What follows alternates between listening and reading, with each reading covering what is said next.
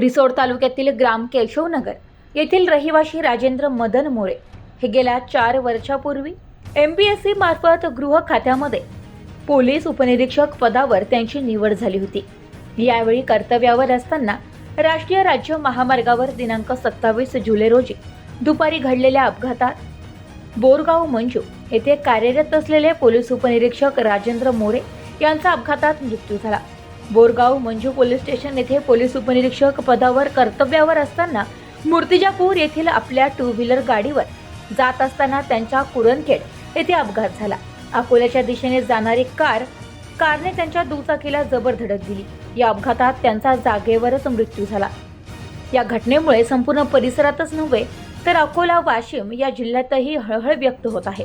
यावेळी घटनास्थळी बोरगाव मंजू पोलीस स्टेशनचे ठाणेदार मनोज केदारे आपल्या ताफ्यासह तात्काळ घटनास्थळी दाखल झाले।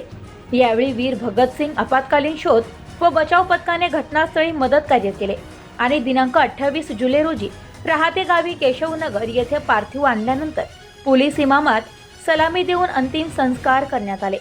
यावेळी परिसरातील बहुसंख्य नागरिक उपस्थित होते।